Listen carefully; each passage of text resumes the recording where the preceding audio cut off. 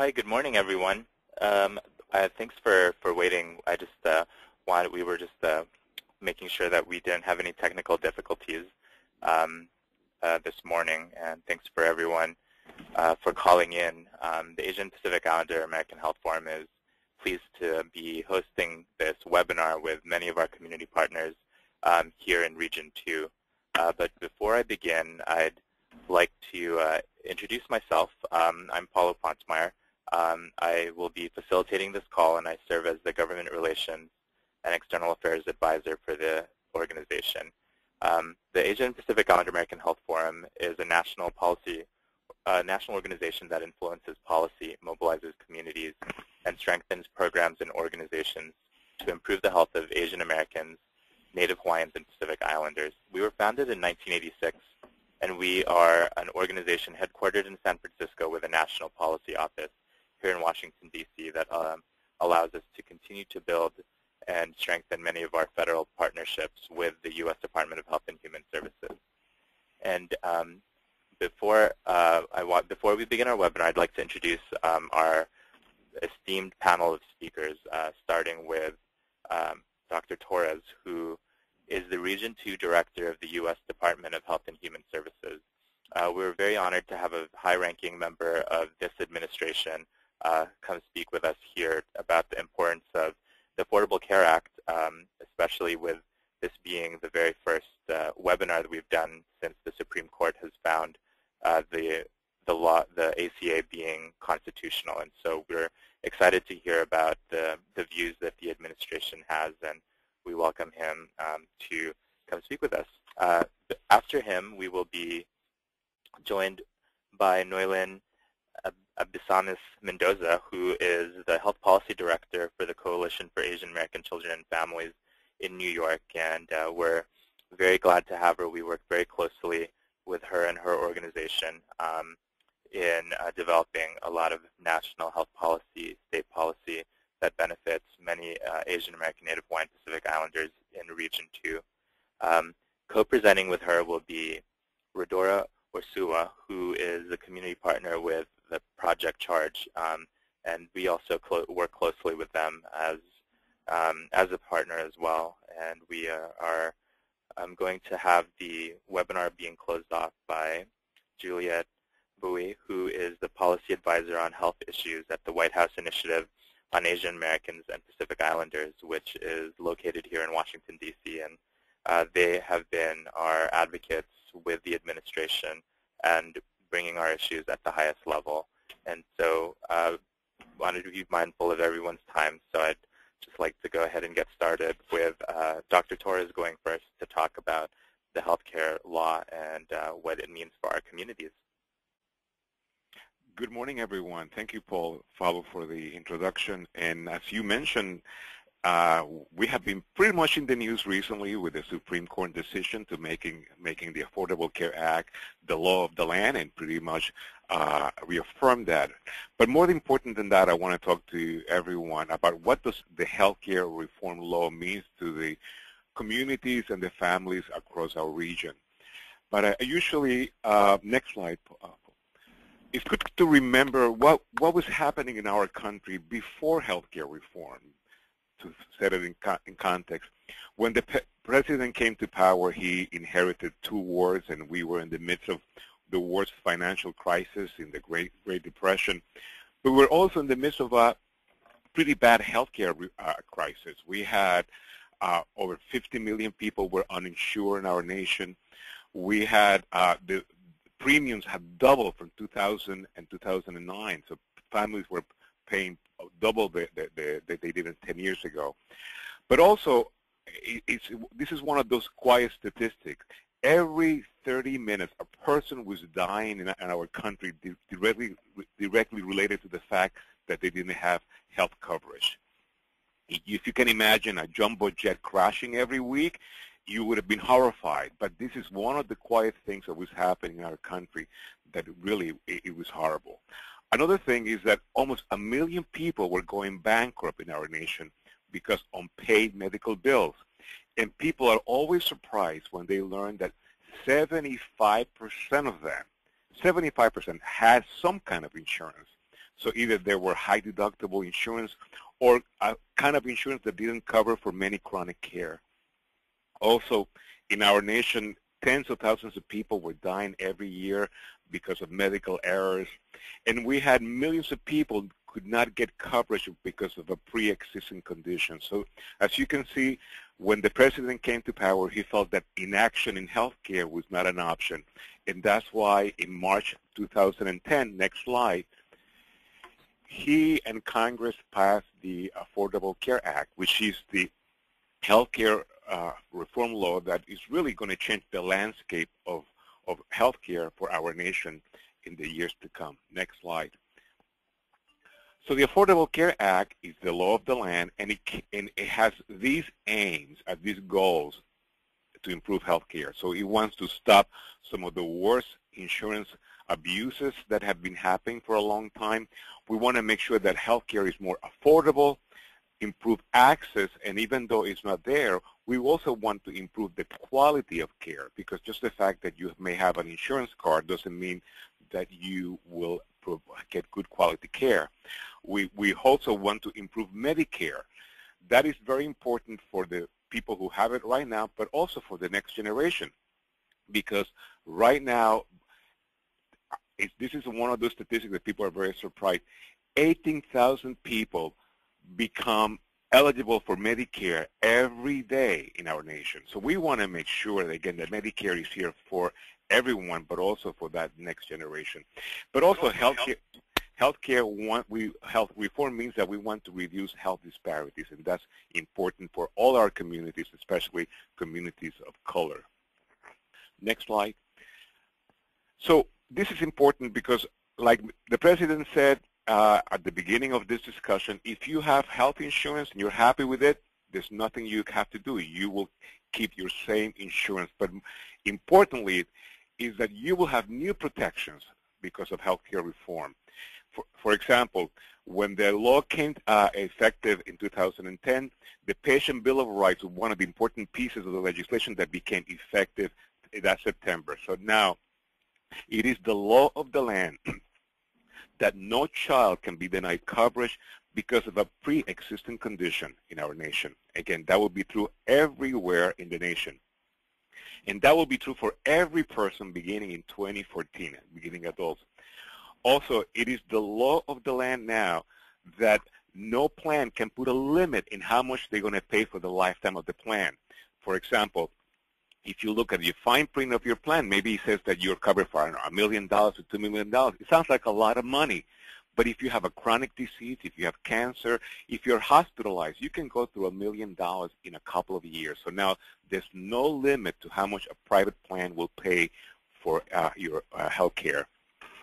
It is the law of the land now that you will not required to get a prior authorization if you go to an emergency room that is outside your network, and that was a problem for many people in the past, of course.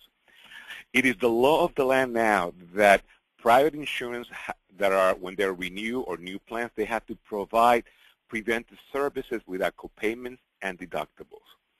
Also, it is the law of the land now that you cannot be dropped from your coverage if you made a mistake in your application. And there was a famous case in 2008 where this woman who was receiving chemotherapy in California, there are people hired in insurance companies that find, looking for the flaw, that she forgot to write down that she had been treated for migraine headaches 10 years earlier. And she forgot to mention that, and they dropped her from the plan. So now it is the law of the land that that cannot happen in our nation.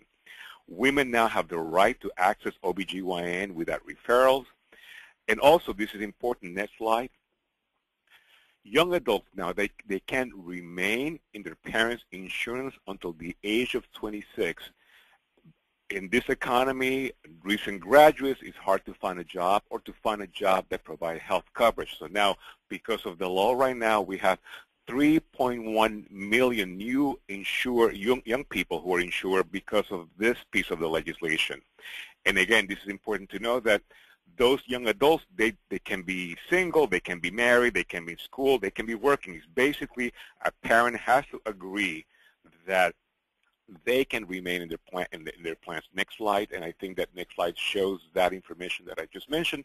So again, in just this past year, 3.1 million young adults have signed up, and these are some of the statistics for here in New York and New Jersey. Next slide.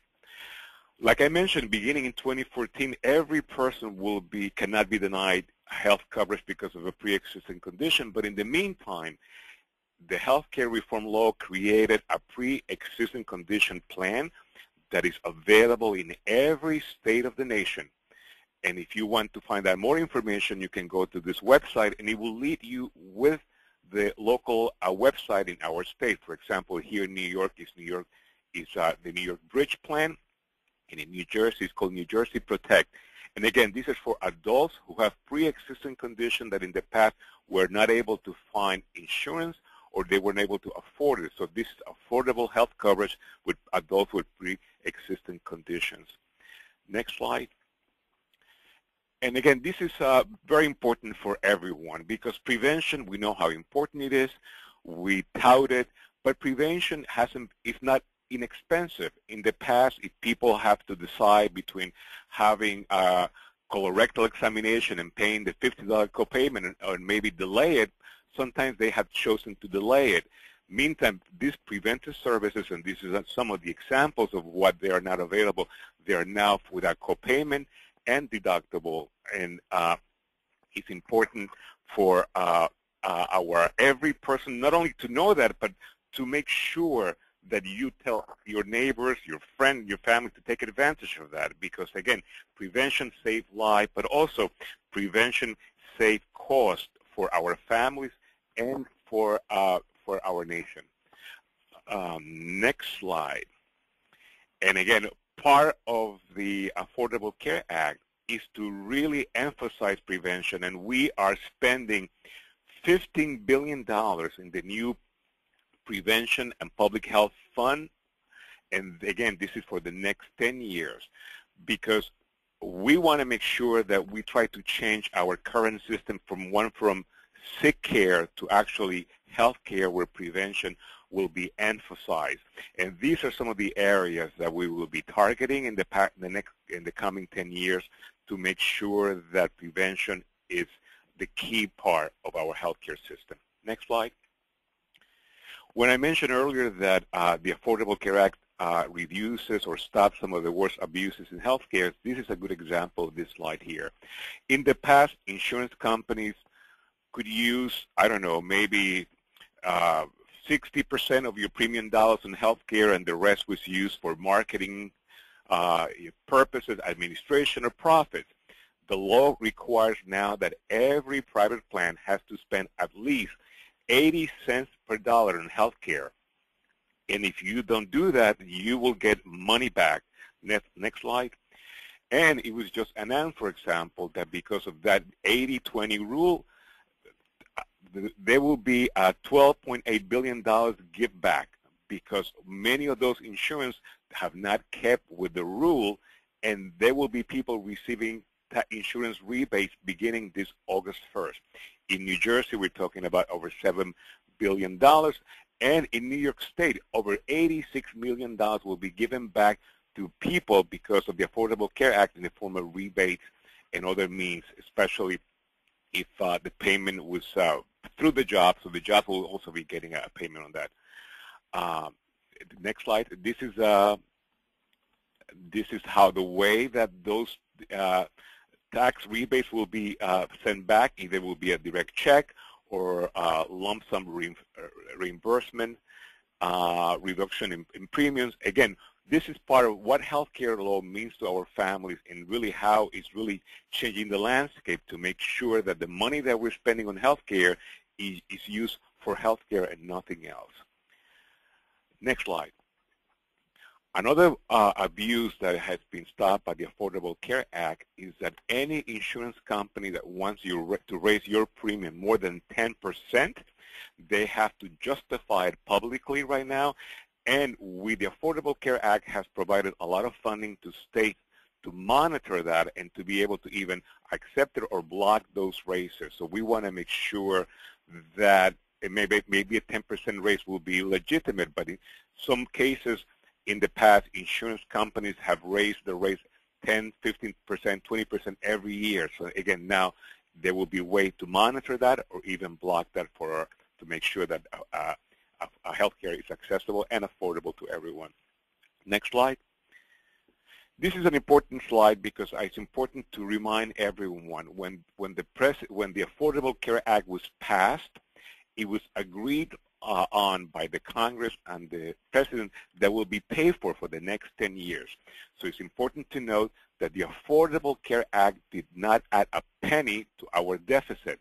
There's a lot of healthcare issues that add to the deficit, but it's not the Affordable Care Act. As a matter of fact, the CBO estimated that we will save $124 billion in the next 10 years and $1 trillion for the next decade. So again, the Affordable Care Act is paid for the next 10 years.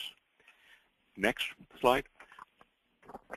Like I mentioned, one of the important pieces of the legislation is that the Affordable Care Act strengthen Medicare for the people who have it right now, but also for the next generation.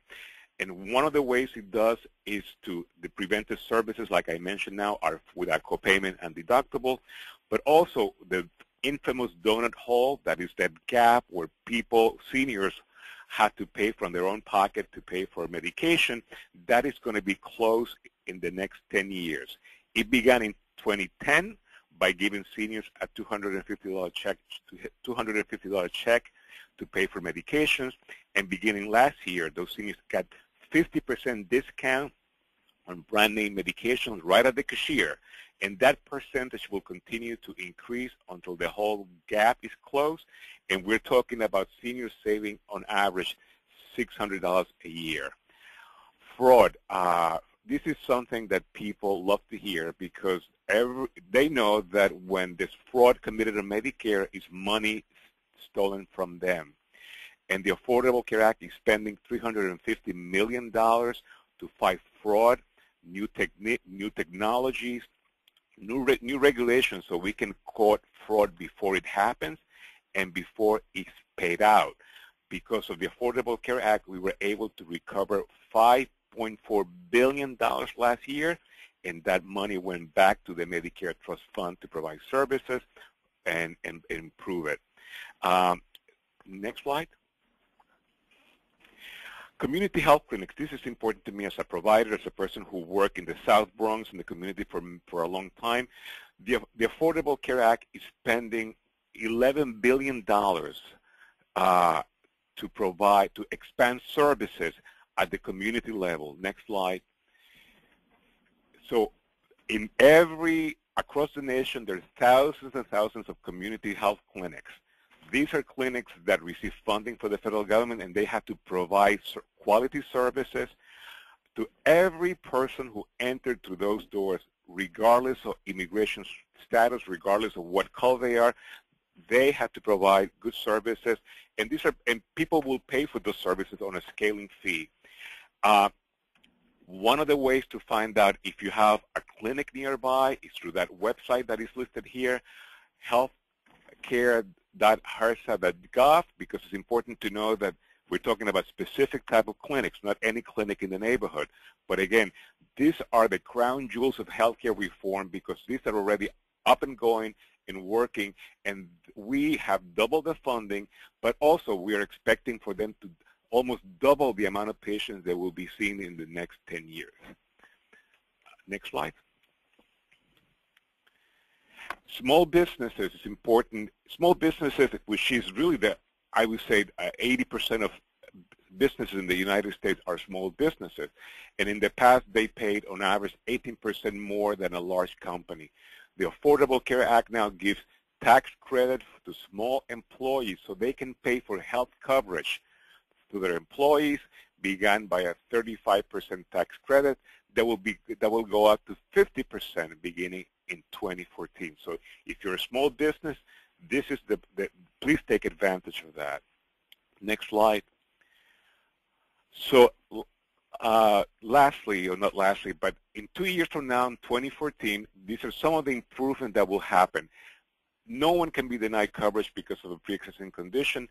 Beginning in 2014, women cannot be charged more than men. This is what's happening before because they were women.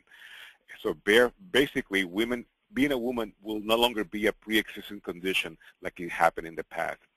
Beginning in 2014, every state of the nation will have a state-based marketplace, an exchange, where people who are looking for insurance or are uninsured or small businesses will be able to buy insurance at a competitive low cost. And these are the same insurance exchanges that every member of Congress have to get their coverage from 2014 on.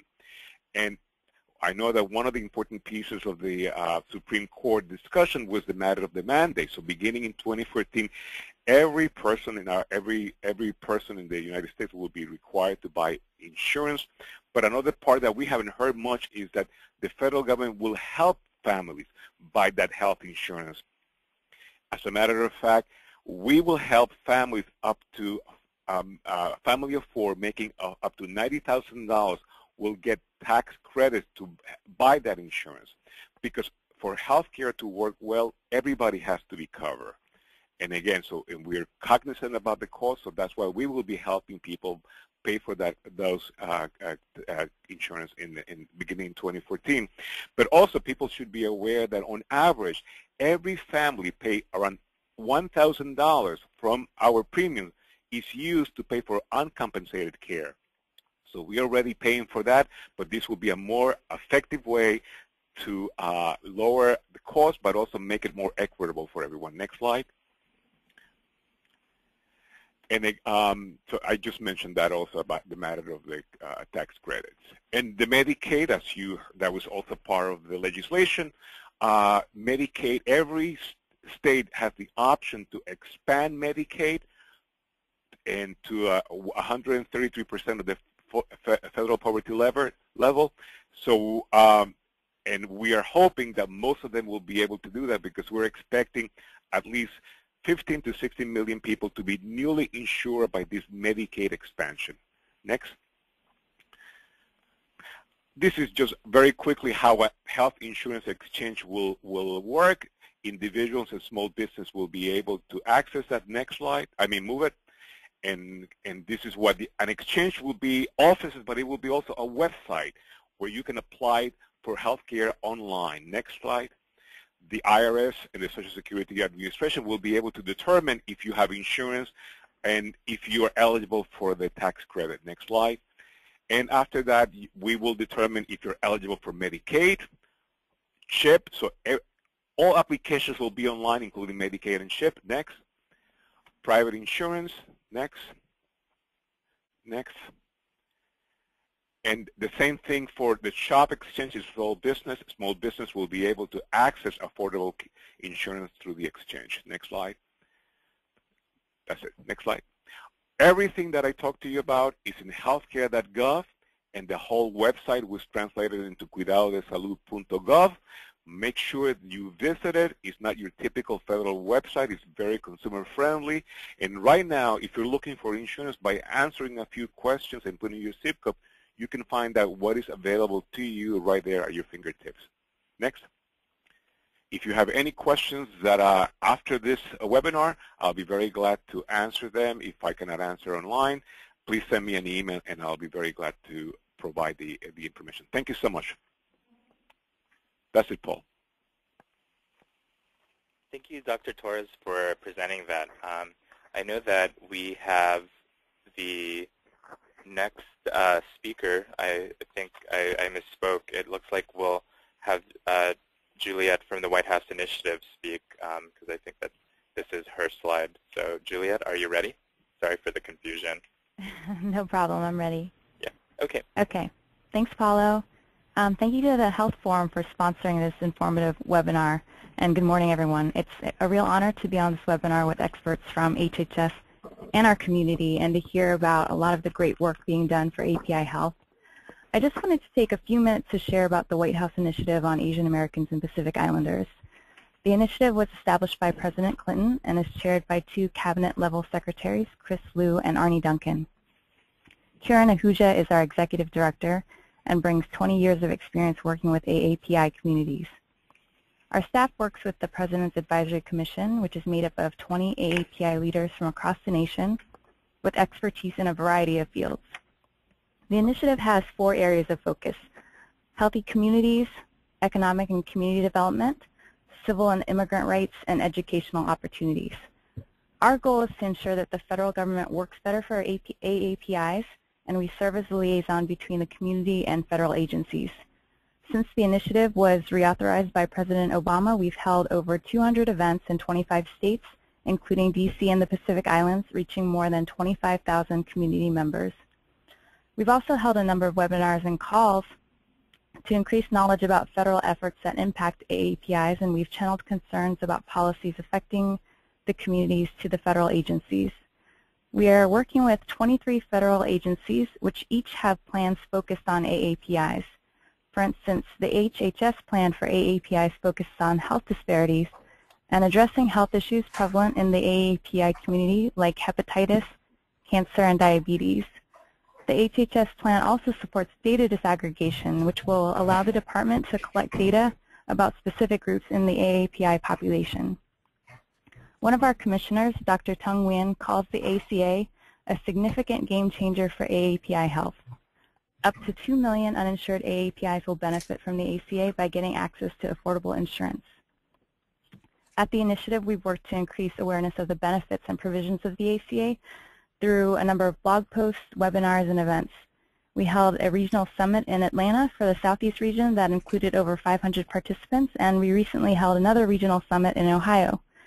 We've also reached out to emerging communities and held an event in Oakland for Mongolian, Burmese, and Bhutanese community members. We do have a couple of upcoming events in the New York region, including a roundtable in Jersey City that will include discussions on issues such as health and immigration, and also a roundtable in Queens where representatives from federal agencies will visit local community-based organizations.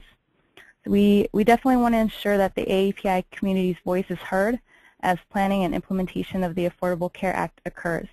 And if you're interested in staying up to date on our efforts and getting involved, I encourage you to sign up for our mailing list. You can visit our website at www.whitehouse.gov/AAPI. So thank you everyone very much for your participation. Thank you again to the Health Forum and to our great presenters.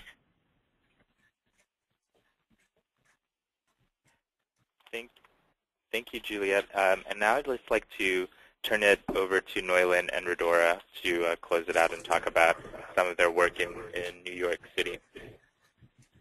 Hi, good morning, everyone. My name is Noilyn Abesamis-Mendoza, and I'm here with Rhodora, Ursua. We wanted to thank the Health Forum for this opportunity to speak about our collaborative, which is Project Charge, and the work that we're doing around healthcare access. If you can go ahead and go to the next slide. Very briefly, we just wanted to acknowledge all of our community partners and advisors for their support in our work. Next slide, please. So Project Charge was created in 2007, and we are a 16-organization collaborative of Asian-led and Asian-serving organizations committed to ensuring healthcare access for the Asian Pacific American community living in New York. We are a diverse coalition with members serving the East Asian, South Asian, and Southeast Asian communities. Some of us are social service providers that provide mental health counseling, chronic disease outreach, education and screening, affordable housing advocacy, immigrant services, youth services, domestic violence services, among others. 2 of our partners are community health centers, 2 are research centers, and 1 is a settlement house. The majority target populations we are working with are Asian immigrants, many with unique challenges based on their immigration status, occupation, language needs, and access to culturally competent providers and services. Project Charge seeks to increase the capacity of community-based organizations to engage in health policy and advocacy work. Next slide. So with the passage of the ACA, everyone wants to understand the impact and possibilities of covering those currently uninsured and underinsured. This question becomes even more pressing for the APA community, which is the nation's fastest growing racial group. So nationally, 2.3 million Asian Americans are uninsured, with Koreans, Vietnamese, and South Asians having the highest rate of uninsurance. When you look at New York City, 1 out of 8 APA New Yorkers are uninsured, and the overwhelming majority of the uninsured are foreign-born. So while many APAs are covered through their employers, About 35% are self-employed because they work for small business or in cash-based industries like domestic work, restaurants, nail salons, or taxi cab drivers, all of which are less likely to offer health benefits to employees. Healthcare problems are not only due to the lack of coverage, but also impacted by immigration status, language barriers, cultural stigmas regarding public benefits, and low utilization of primary and preventive care. Next slide. So as New York State moves forward with the implementation of a new healthcare system, Project Charge has been working to ensure that it's more consumer-friendly and responsive to the needs of its diverse residents. We want APA concerns and needs to be top of mind as decision makers move forward with ACA implementation. So we developed an advocacy agenda and strategies that we believe are necessary to ensuring that Asian Pacific Americans are able to see the full benefits and promise of healthcare reform. We incorporated a variety of strategies over the years, such as policy analysis and reports. We've done advocacy days up in Albany for the past 3 years. We've done a lot of trainings with our partners on how to conduct legislative visits, participated in letter writing and social media campaigns. Our partners have provided public testimonies, and we're constantly tracking and monitoring policy changes. So as a result, we've been able to move our 6 policy priority areas forward. So one of our primary asks was the passage of the health benefit exchange legislation here in New York. This is a critical first step for our state in order to set up the infrastructure for moving forward with ACA implementation. Our second priority area is calling for language access within the exchange. Language access is of particular importance to the APA community as we trace our origins to over 40 different countries and speak over 100 different languages. In New York, APAs have the highest rate of linguistic isolation at 28%, meaning that no one over the age of 14 in a household speaks English well or at all. In some specific Asian ethnic communities, we see the LEP rates to be well above 50%. While there are existing regulations and policies at the city, state, and the federal level regarding language access, we often find that there might be a disconnection between policy and practice. We continue to hear stories from our community partners that language access is a challenge for many APAs, especially those that come from communities that speak a low incidence language. So some of the questions that we pose to decision makers is, how do we look beyond just covering maybe the top 6 or the top 10 languages? How do we expand translation capacity to additional languages for the ACA consumer resources, particularly those from communities that speak low incidence languages? Additionally, what are the thresholds that are being used to determine languages for translation, and how often are these assessments made? And lastly, there are issues related to providing front-end translation of documents, but oftentimes what we've seen is that after enrollment, our community members continue to face challenges at the clinical care level, and there continues to be a gap. The third priority area is culturally competent and language accessible outreach and education. In order for our state to meet the goal of covering all eligible individuals, there will be a tremendous outreach and education effort to educate the public. Unfortunately, we have seen time and time and again where many groundbreaking initiatives or social marketing campaigns fall short in reaching underserved communities. There are, however, effective models such as the Census Complete Count campaign, which trained many community-based partners to be either such as information centers and partners, provided translated materials, financial support, and utilize culturally appropriate marketing materials such as ads in ethnic newspapers and TV spots to relay the importance for participation in the census. So we think of this as a critical question in terms of how do we best partner and support community-based organizations as trusted centers in our communities to bridge the community, to be the bridge between the community and the health benefit exchange. As for our fourth policy priority, it's focused on data collection and reporting requirements. So when looking at the national, state, and local data, sometimes we're led to believe that our communities don't have significant needs or are simply invisible. As Asian Pacific Americans, we often don't even have a category in which we can indicate our race, often being relegated to the other category. Even in instances where an Asian category is available, results are often not disaggregated, which masks significant differences facing the diverse Asian American communities. The collection and reporting of this demographic data allows providers, advocates, funders, and decision makers to identify needs and resources and develop vital programs. So it's great that the ACA provision 4302 calls for the improvements in data collection. As for Project Charge, we participated in the public comment process at the federal level and are working to incorporate our recommendations to fit the particular makeup of the diverse communities in New York State. The first opportunity was through the Medicaid Redesign Team Health Disparities Work Group. Our proposal was included in the 14 recommendation package on health disparities, and subsequently monies were appropriated for data improvements through the Department of Health. Now moving to our fifth policy priority, it's all about getting a seat at the table. So we may have all heard that saying that if you're not at the table, you're on the menu.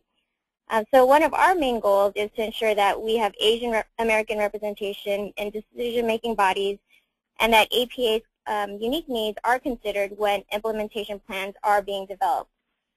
We also see this participation in these bodies as leadership opportunities for Asian American health advocates, like the many members in our own collaborative.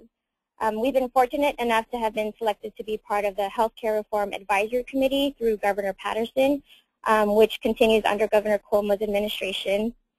Our members have also gotten a seat at the table as members of the Medicaid Redesign Team Health Disparities Work Group, the DHHS Region 2 Health Equity Council, and attend the New York State Office of Minority Health quarterly meetings as public participants. And as for our last policy area, it's to promote options for quote-unquote left behind and calling for the protection of the safety net. We recognize that while many Asian Pacific Americans will benefit from the Affordable Care Act, the road to truly inclusive healthcare system is still a long road ahead. Many will be ineligible for the health benefit exchange because of their immigration status, because they work for small businesses that may be exempt from the employer mandate due to their firm's size, or they don't qualify for tax credits or subsidies to defray costs of insurance. So we've been advocating that health facilities that have traditionally served the uninsured and low-income communities can continue to do so, such as community health centers who traditionally and will continue to serve uninsured and indigent communities post-ACA. So we're working with other advocates on ensuring transparency on charity care, pool funding, allocation, and exploring models of programs and plans for individuals and families that are not eligible for the exchange, such as here in New York State, New York Assembly Member Gottfried's Universal Single Payer Health Care Bill. So next slide, please. So this following slide goes over some of the key milestones at the New York State level on the implementation plans for carrying out the ACA. So the first is Executive Order 26 was signed by Governor Cuomo October 2011 to develop a statewide language access policy. And this will require the 20 state agencies that have public contact to develop language access plans. These agencies are required to translate vital documents into the top 6 languages spoken in New York. And we're happy to see that several of those languages include Asian Pacific American languages. And as mentioned previously by Rhodora, one of our key wins this year included the adoption of Project Charge's data proposal as part of the Medicaid Redesign Team Health Disparities Work Group. $2 million has been approved in the state budget this past April 2012 for data improvements. Now all health data surveys at the state will disaggregate the Asian American category into 7 specific ethnic groups and the Pacific Islander category into 4 specific groups. Additional questions will also be included that look at language access, housing, disability, sexual orientation, and gender identity. And this was made possible through EO42, which helps to develop, that's actually my next point. There was also a Executive Order 42, which is to develop the New York State Health Benefit Exchange.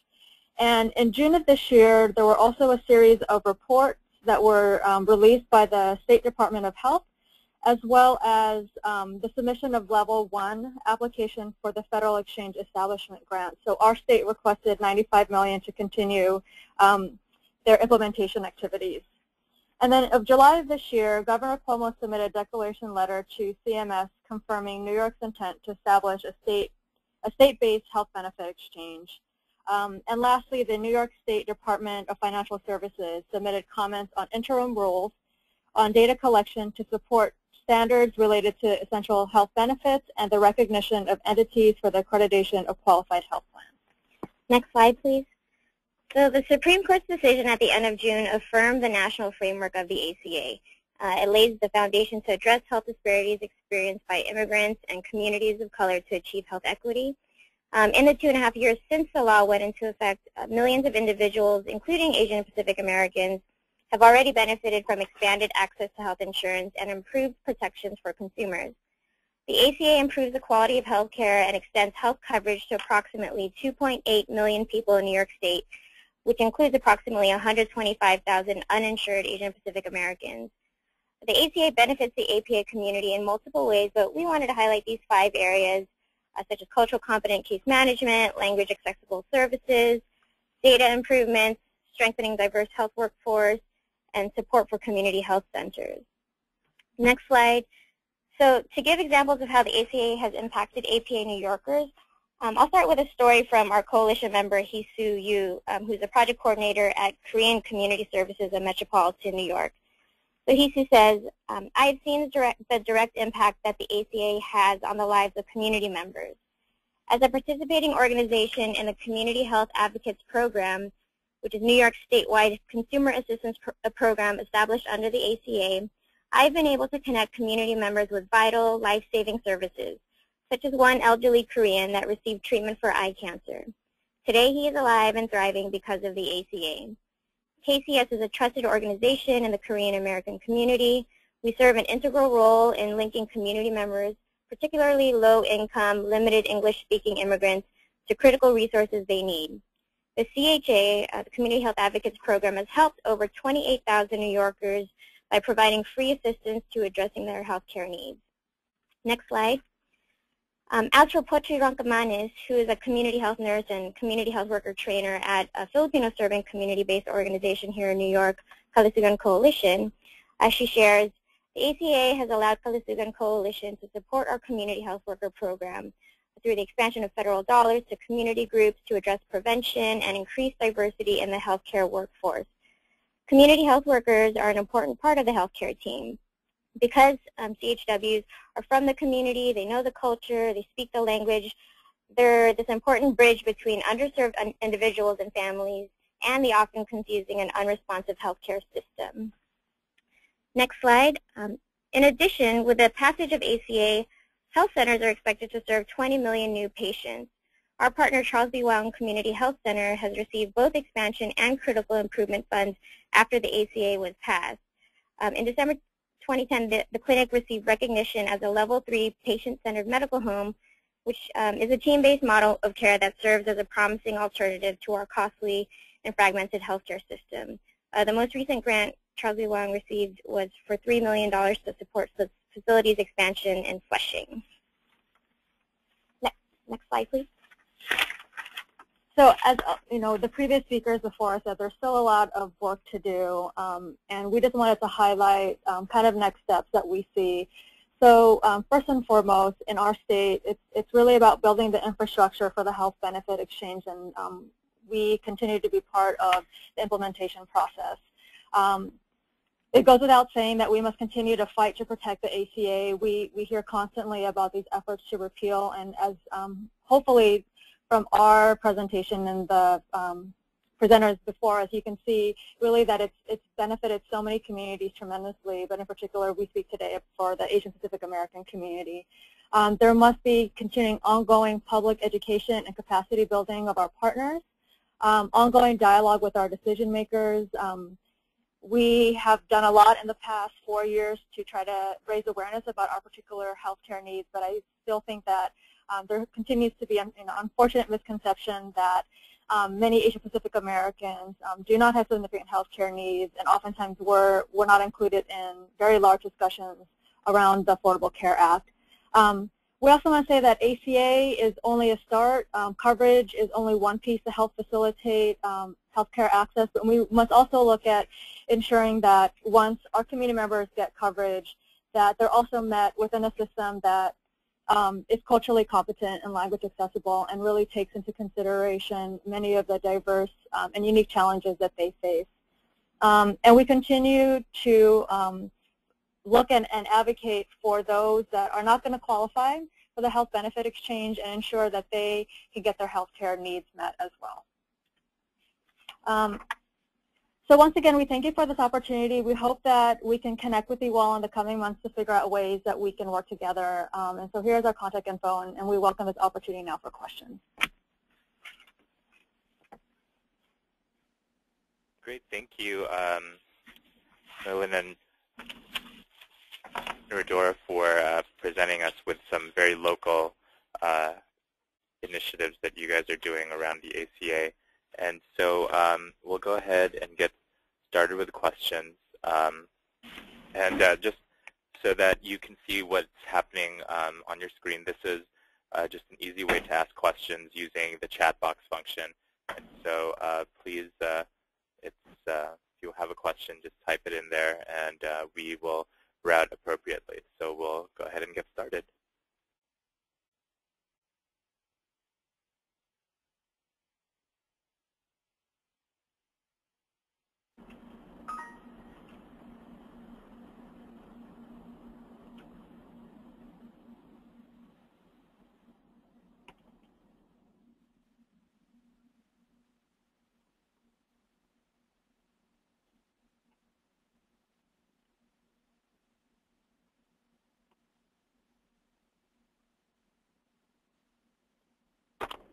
Hi, sorry guys, we're having some technical difficulties, but I'll go ahead and try to read the first question, and this is from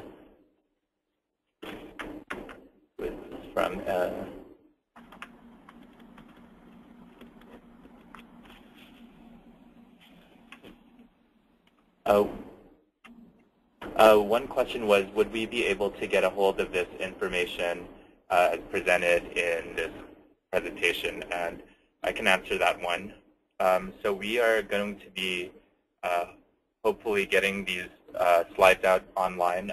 We do need to check in with our speakers, though, for their internal review protocol. But once you get that, you'll receive an email. Once we get them approved, you'll receive an email from the Asian Pacific Islander American Health Forum to get these slides.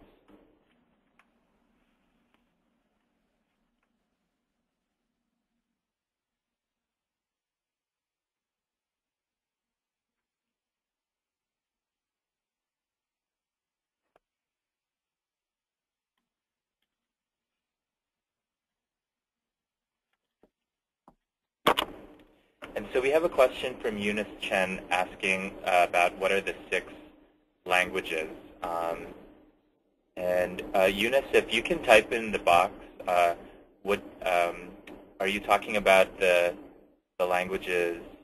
Which place or what language are you speaking of? Is this around the data collection pieces or other things?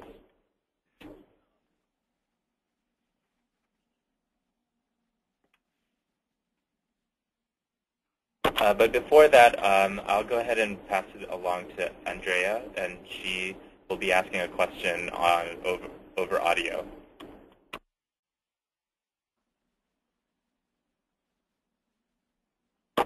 Andrea, are you still there? All right. I guess Andrea is not there. And Eunice, did you?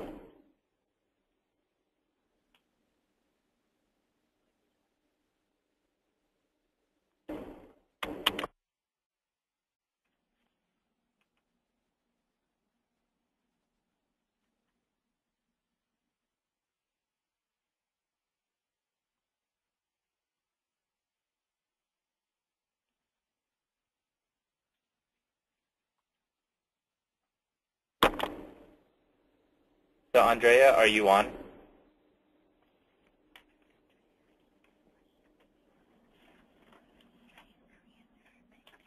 Because if you are, you can ask your question. You're unmuted.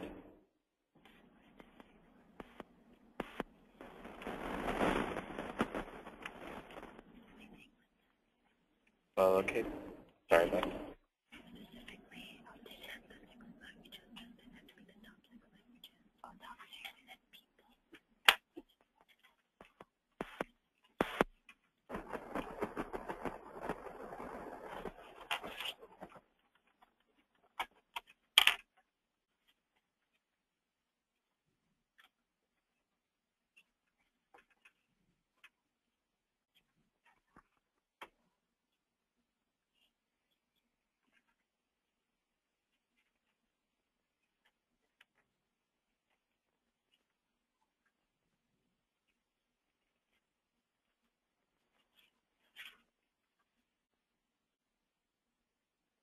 So we have another great question, and I think that I would ask Noilyn and Project Charge to answer this.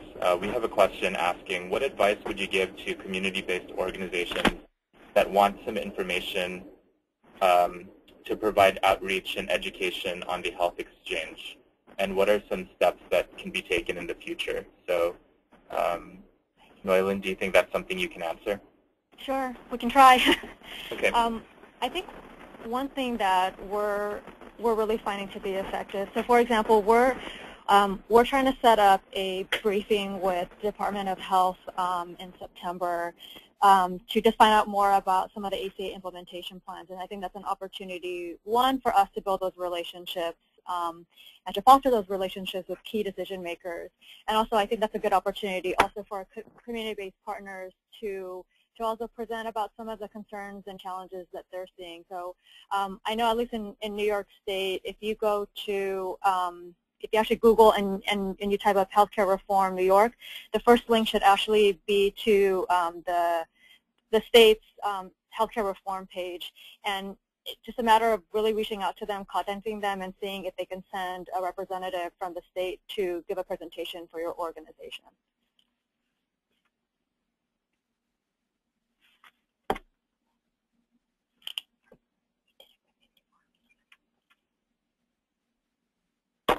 Thank you, Noilyn. Sure. I'll just add too. Several of our partners too have done their own workshops and have held their own community forums. So if the question is from a person in New York, feel free, please, to reach out to us, and we can also figure out ways that that we can link you up with some resources and possible speakers.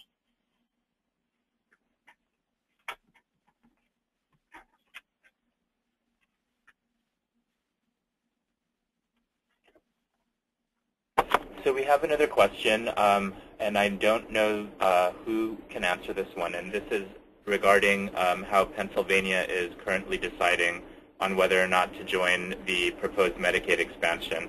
And Noilyn or Juliet at the initiative, do you know if there are any leading advocates for the Asian American and Pacific Islander community advocating for this issue in Pennsylvania? Are there some community partners that you know of in Pennsylvania?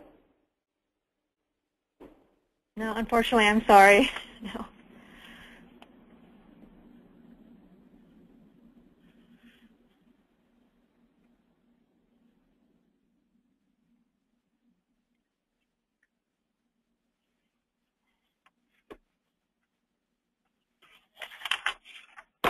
So Kevin, we'll go ahead and here at the Health Forum look for some partners. We do have some networks, international network that we may connect you with, but I'll go ahead and save that question and get back to you.